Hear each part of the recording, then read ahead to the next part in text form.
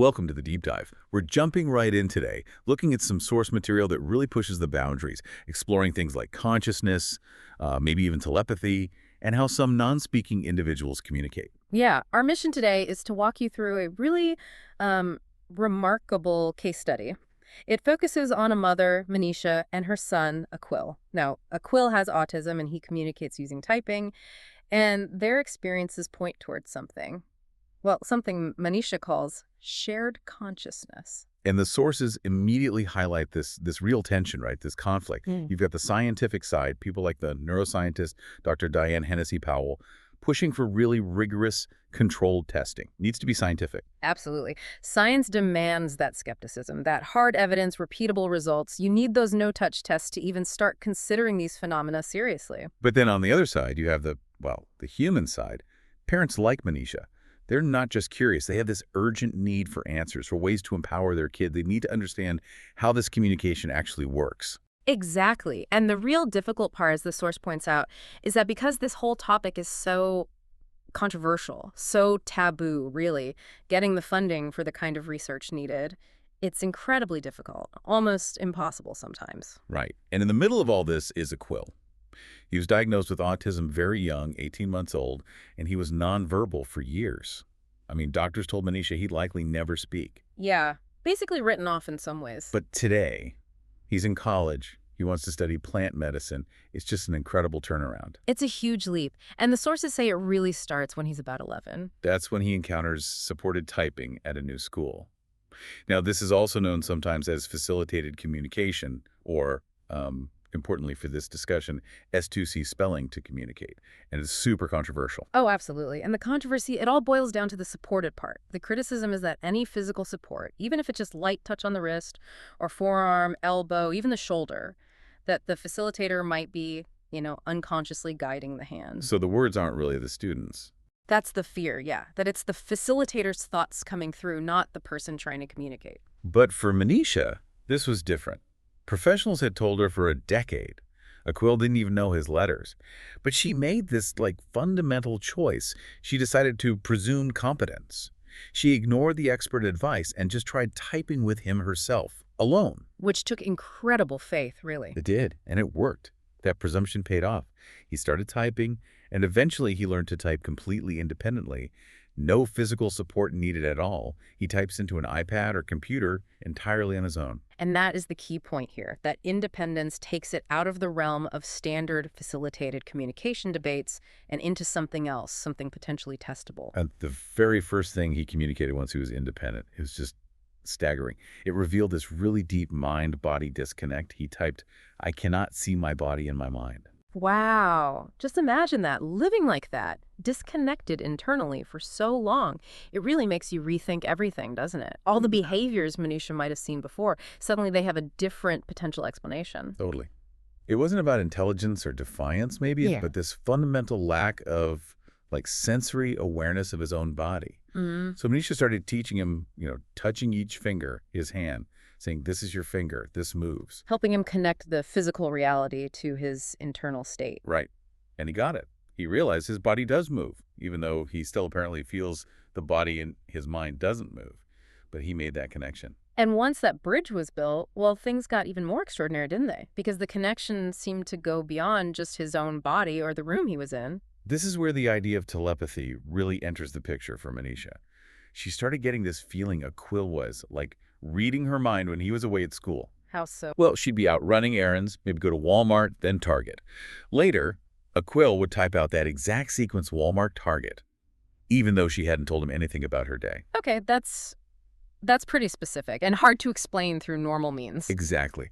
And that kind of experience is why she started leaning towards the term shared consciousness, not just telepathy.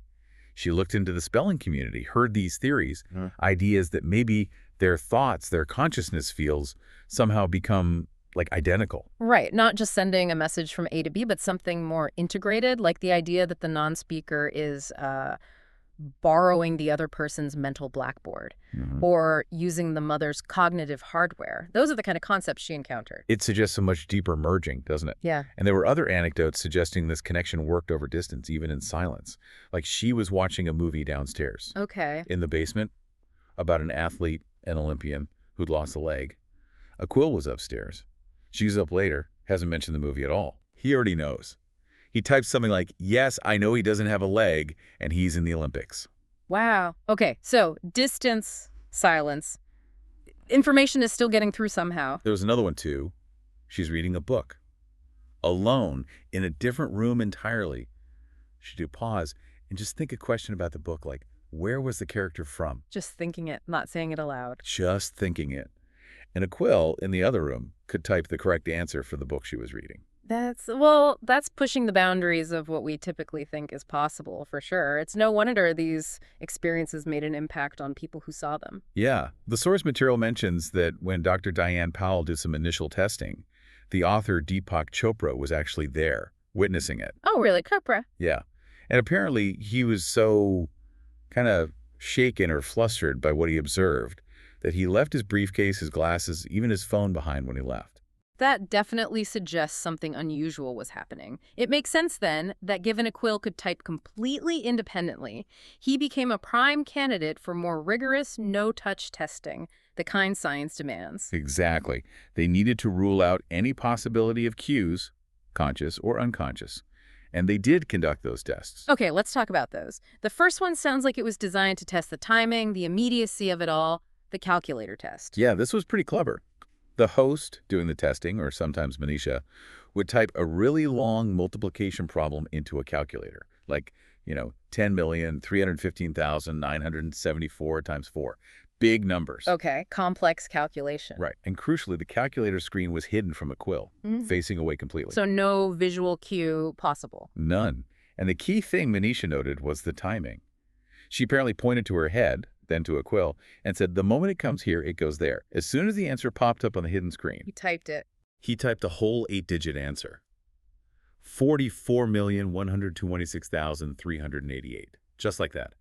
And they did shorter ones, too, like 25 times 36, hidden calculation, he types 900. The transfer seemed instantaneous. That synchronicity is compelling. What about other tests? Did they try different kinds of information? They did. There was the random word generator test.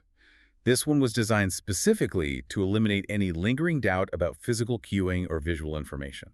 How was that set up? Manisha and Aquil sat side by side. But the iPad generating the random words was facing completely away from Aquil, actually facing towards the camera, filming it. Okay, so again, definitely no peeking possible. Yeah. And Manisha wasn't touching him. No touching involved in this test. The generator would display these random, sometimes obscure words like Izard or Kith. Right, not common words he had likely guessed. Exactly. And without seeing the screen, without being touched, Aquil typed those specific words accurately on his own keyboard. So that addresses the independence and the no visual input criteria very strongly. It seems like solid evidence against simple cueing. It does. But then there's the random... That was the conclusion reached by the cinematographer Michael, who was filming this. He reasoned that since Manisha didn't consciously know the meaning, Aquil couldn't just be receiving a finished thought from her brain. So Michael's theory was That Aquil must be somehow, like, bypassing her conscious interpretation, using her eyes almost like a camera, like an instrument, to get the raw visual data, and then he was doing the cognitive work of interpreting that data himself. that is a different model entirely. Not just mind reading, but somehow tapping into her sensory input directly and processing it independently. That's a profound idea. It really is. And when you start talking about consciousness potentially operating outside the individual brain, well, the source material notes it had a pretty dramatic effect on the people witnessing it. Like that cameraman, Michael. He was initially skeptical. Understandably so. But after seeing these tests, he apparently pulled the host aside very seriously and asked, do I have to believe in God now? Yeah, when your framework of reality gets shaken like that, it forces those big questions, doesn't it? It challenges everything you thought you knew. And Aquil himself, his perspective is pretty radical too. He apparently believes that the way he communicates, this sort of mind-to-mind thing, isn't unique to him. Oh, really? What does he think? He claims that in his world, people communicate just by closing their eyes. And he believes that every non-speaking autistic person actually has this ability. He even thinks maybe we should be taught how to read his mind. Oh, flipping the script entirely. It's not about him learning our way, but us learning his. Right.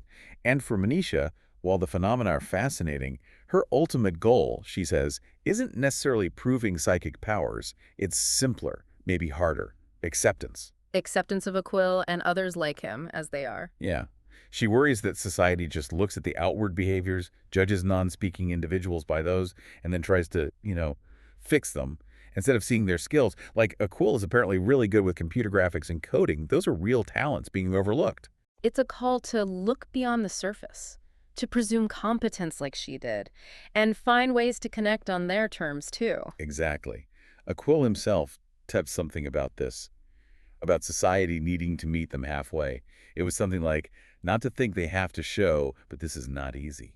Acknowledging the effort involved on his side, too. That asks for a level of empathy and patience, doesn't it? Respecting the difficulty of bridging these different ways of experiencing the world. And just add one more layer that pushes the boundaries even further, the source mentions something quite profound.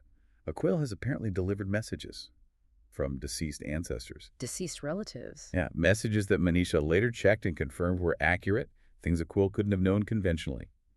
She apparently keeps this aspect limited, doesn't focus on it, but acknowledges it happens, suggesting the connection might even transcend, well, life and death. So if we track this whole story, it goes from a diagnosis of severe limitation to a controversial communication method, then to independent typing, then compelling evidence from no-touch tests suggesting information transfer. Right, moving from simple telepathy, maybe, to this idea of shared consciousness. Where one consciousness might directly access the sensory input of another, bypassing conscious processing, and maybe even extending beyond the physical body or conventional time and space. It really forces you to question the limits we assume exist. It absolutely does.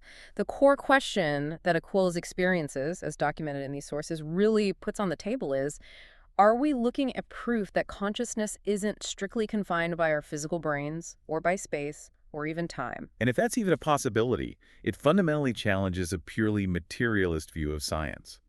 It reminds me of that Nikola Tesla quote mentioned in the source, something like, Oh yeah. The day science begins to study non-physical phenomena, it will make more progress in 1 decade than in all the previous centuries of its existence. Exactly. So the thought we want to leave you with is this. If this evidence, like Aquil's, points towards a verifiable reality beyond the physical, how might that force us to redefine science itself? What incredible discoveries might we be missing because we're not looking in those non-physical realms? Something to think about.